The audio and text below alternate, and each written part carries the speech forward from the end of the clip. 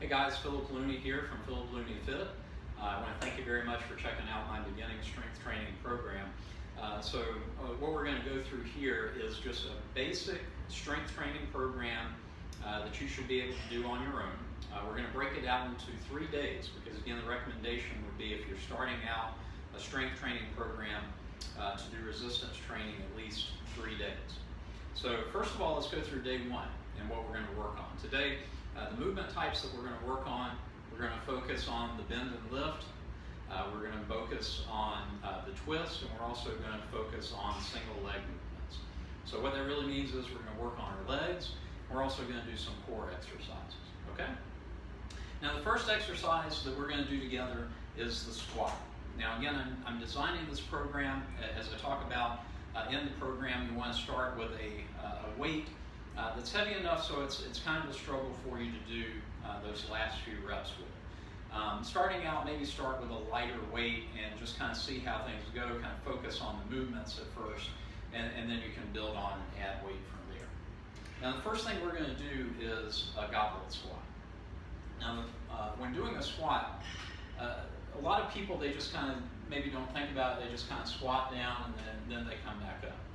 When you're doing a squat movement, what you want to make sure to do is to actually lead by pushing the hips back first, okay? So to do that, you push the hips back, sticking the glutes out, and then you're coming back up, okay? Now we're going to add some weight to that, and that's where our resistance training is going to come in. So what I have here is a 20-pound dumbbell. Again, you should be able to find a 20-pound dumbbell. Maybe you have that in your gym. Maybe if you're in an apartment, a lot of apartment gyms, they'll easily have at least this much weight. Or if you were trying to do this at home and want to go out and buy a 20-pound dumbbell or a 20-pound kettlebell, you can get that relatively inexpensively. Now, the movement's called a goblet squat because we're going to hold the weight up here to chest level, okay? So it's almost like you're holding a gigantic goblet, you know, like maybe some medieval king or something like that. So we're going to hold that here up at chest level, and we're going to do our squat. So again, pushing the hips back and coming down, back up.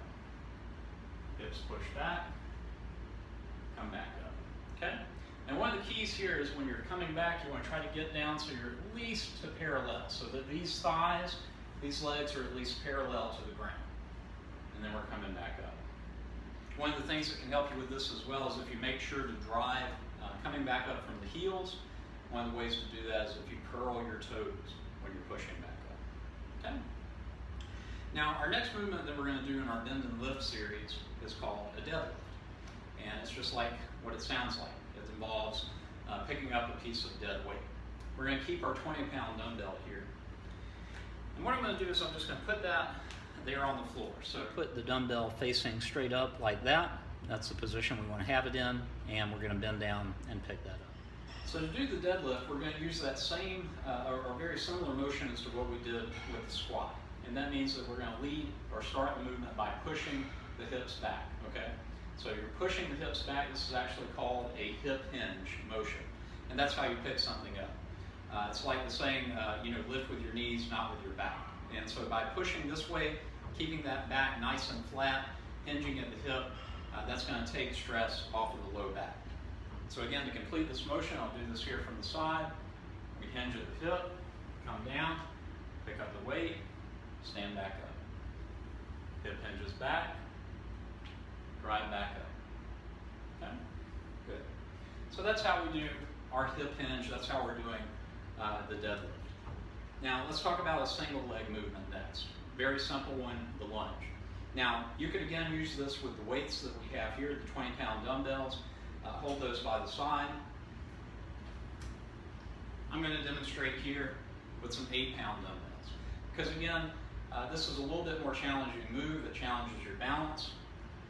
Very simply what we're going to do, you're going to stick the front leg out first, come down into a lunge movement, try and get parallel here to the ground, drive through the heel, and come back up. And then do the alternate leg. Come down, lunge back up. Okay? So that's your single leg movement. Now let's keep this 8-pound dumbbell, and we're going to do our twisting motion next. The movement we're going to do next is called a hay bale. And it's exactly what it sounds like. If you were to imagine that you had a pitchfork and you were tossing hay over your shoulder, that's where it comes from. So we're going to take this 8-pound dumbbell. I'm going to start down here beside my hip. I'm going to keep my hips facing forward. I want to make sure that I turn at the waist. I'm not turning with my hips. My hips aren't really turning. They're keeping pointed forward. So we twist, come back down. Twist, come back down. Okay?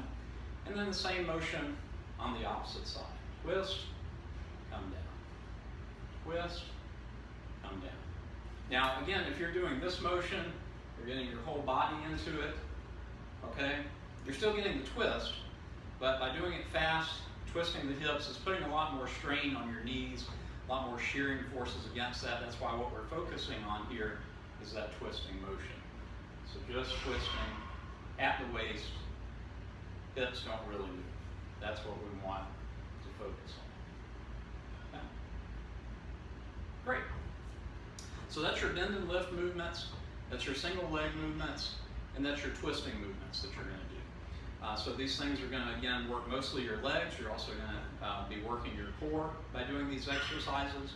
Again, if you follow a recommendation to do 3 sets of about 10 to 12 reps of those exercises, this exercise should take you about 30 minutes or so.